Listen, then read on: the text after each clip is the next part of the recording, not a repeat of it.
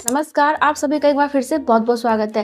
Friends, इस video में ना हम बात करेंगे जब आप डिलीवरी के लिए अपने घर से हॉस्पिटल जाते हैं तो उसके बाद आपको किन किन बातों का ध्यान रखना। अगर ये आपकी पहली प्रेगनेंसी है तो आपको बिल्कुल भी पता नहीं होगा कि डिलीवरी के लिए हॉस्पिटल जाने के बाद आपके साथ क्या क्या होगा, आपको किन किन बातों का ध्यान रखना है, क्या क्या चीज़ें होती हैं।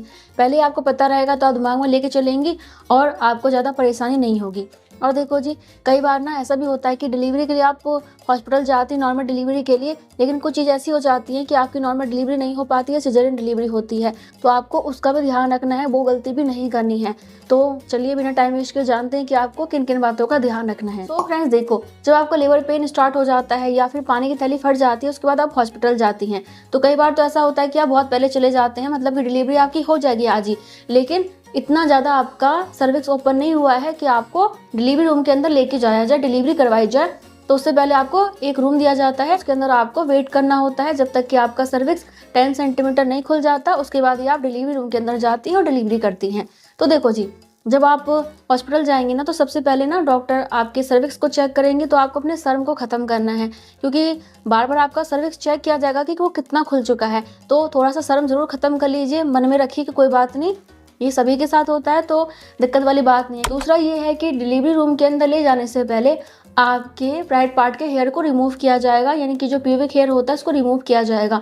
अगर आप करके गए हैं तो अच्छी बात है, लेकिन ज़्यादातर महिलाएं करके नहीं जाती हैं, पता ही नहीं होता है, तो वहाँ पे कर देते हैं। ठीक है, ज़्यादातर हॉस्पिटल में आपके प्यूबिक हेयर को क्लीन किया जाता है ताकि कोई इन्फेक्शन या फिर बच्चे के साथ कोई प्रॉब्लम ना हो जाए, और उनसे करा लेंगे तो ज़्यादा ही अच्छा है, क्योंकि भाई घर पे आपका इतना बड़ा पेट हो जाता है, दर्द होता है तो मुश्किल हो जाती है, तो आराम से आप लेटे रहेंगे तो लेटे लेटे वो कर देते हैं। ठीक है, ऐसा सिस्टम होता है, कर देते हैं। और कुछ महिलाएं ना इस बात पे शर्म करती हैं कि डिलीवरी के दौरान, यानी कि जब आप डिलीवरी रूम के अंदर चली जाती हैं तो उस दौरान ना कई बार महिलाओं का पोटी और सुसु बाहर निकल जाता है, तो कुछ महिलाएं इस बात पे शर्म करती हैं कि अगर वहाँ निकल गया मेरा तो डॉक्टर पता नहीं क्या सोचेंगी। वो कुछ नहीं सोचेंगी, वो डेली का काम है।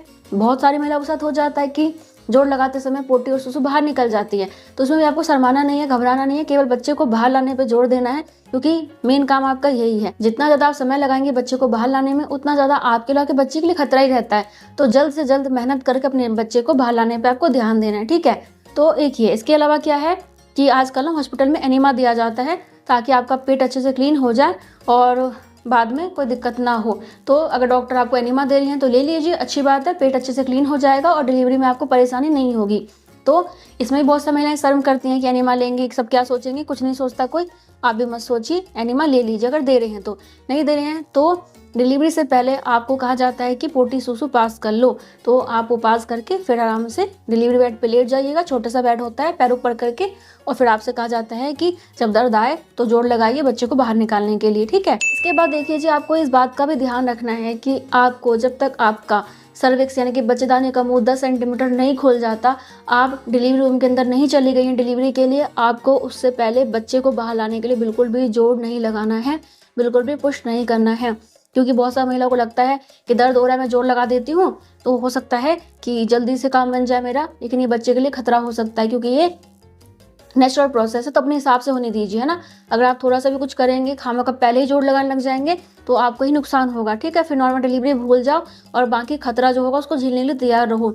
तो यही है कि जब तक डॉक्टर नहीं बोलती हैं आपको जोड़ लगाना है डिलीवरी रूम के अंदर, तब तक आपको जोड़ नहीं लगाना। केवल जो लेबर पेन आ रहा है उसको सहिए, बर्दाश्त कीजिए, टहलिए अपने रूम के अंदर, खाने पीने पे ध्यान दीजिए, लिक्विड चीज़ें लीजिए, तो आपको यही करना है बस। ठीक है, वेट करना है, ठीक है, जोर नहीं लगाना। इसके बाद देखो जी, आपको अपने डॉक्टर की बात माननी है।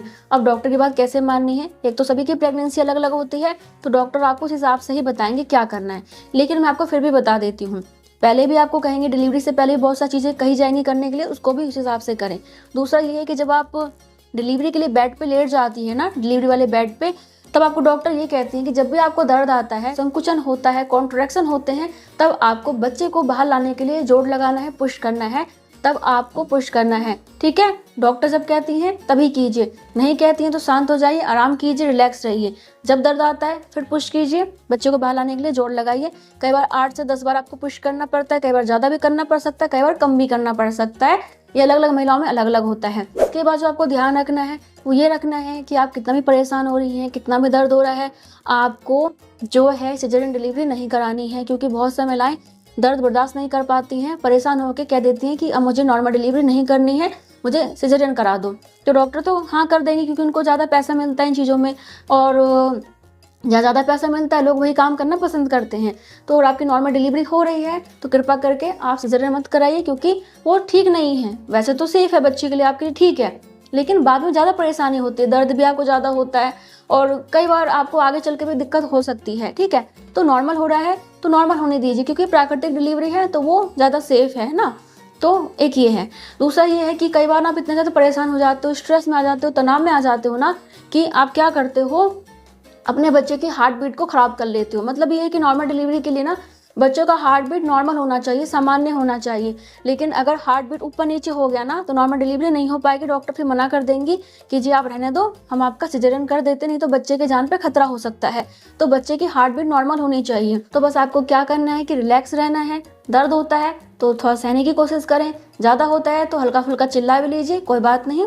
कई बार तो महिलाएं गाली भी दे देती हैं, मारपीट भी कर लेती हैं, पता है आपको, लोग ये भी कर लेते हैं, तो कोई बात नहीं। लेकिन थोड़ा सा अपने आप को शांत रखिए। ऐसा मत सोचिए कि मैं कैसे करूंगी, मेरे पे नहीं हो पाएगा। ज़्यादा ओवर थिंकिंग नहीं करनी है कि कहीं बच्चे के साथ कोई प्रॉब्लम ना हो जाए, मेरे साथ कोई दिक्कत ना हो जाए। कुछ नहीं होगा, आप हॉस्पिटल में, डॉक्टर आपके पास हैं, कुछ प्रॉब्लम होगी तो डॉक्टर देख लेंगी। बाकी अपने आने वाले बच्चे के बारे में सोचिए। सोचो जब आपका बच्चा आपकी गोदी में आ जाएगा आपको कैसा महसूस होगा, आपके फैमिली के जो मेंबर्स हैं उनको कैसा लगेगा। बाकी अपने ऊपर वाले को याद कीजिए, अपने इष्ट देव को याद कीजिए, उनका नाम लीजिए और सब उन पे छोड़ दीजिए, तो सब कुछ अपने आप ही अच्छा हो जाएगा। और जब आप डिलीवरी के लिए डिलीवरी रूम के अंदर जाते हो ना तो मुश्किल से आधा से 1 घंटा लगता है और आपकी डिलीवरी हो जाती है। तो 1 घंटे के दर्द के लिए, आधे घंटे के दर्द के लिए क्यों आप सिजेरियन कराएं, क्यों अपने बच्चे को खतरे में डालें, है ना।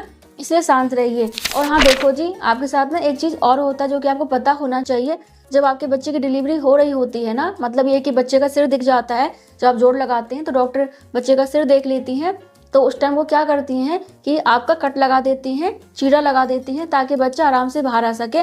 और इसका एक कारण ये भी होता है कि कई बार डिलीवरी के दौरान ना महिलाओं का जो पेरिनियम क्षेत्र होता है, यानी कि नीचे का जो क्षेत्र होता है, वो बहुत ही बुरी तरीके से फट सकता है। अगर अपने यहाँ पे कहीं से फट जाएगा ना तो आपको ज़्यादा परेशानी होगी, ज़्यादा आपको घाव हो सकता है, ज़्यादा दर्द हो सकता है। इसलिए डॉक्टर अपने हिसाब से कट लगा देती हैं। बाकी ये भी है कि आजकल आपको पता है एक्टिविटी कम हो गई है, तो बहुत ज़्यादा टाइम लग सकता है बच्चे को बाहर आने में, तो इसलिए डॉक्टर जल्दी कट लगा देती हैं ताकि बच्चा जल्दी बाहर आ जाए और बच्चे को खतरा ना रहे। तो ये नॉर्मल सी प्रक्रिया है। और पहली डिलीवरी है तो आप मान के चलो कि आपका कट लगेगा ही लगेगा। कई बार सेकंड डिलीवरी में भी कट लग सकता है ना। तो यही है कि पहली डिलीवरी है तो कट लगेगा ही, इसके लिए भी तैयार रहिए। बाकी जब आपकी डिलीवरी हो जाती है आपके बच्चे को आपकी छाती पर रखा जाता है, क्योंकि आपका बच्चा आपको ही पहचानता है, ये किया जाता है। और गर्भनाल काटा जाता है, प्लेसेंटा की डिलीवरी कराई जाती है, और फिर आपके बच्चे को वहाँ पे बच्चे के डॉक्टर होते हैं उनको दिया जाता है। वो बच्चे की क्लीनिंग करते हैं, बच्चे की आंखों में ड्रॉप डालते हैं, जो फ्लूइड वगैरह इकट्ठा हो जाता है नाक में, फेफड़े में, उसे निकाला जाता है।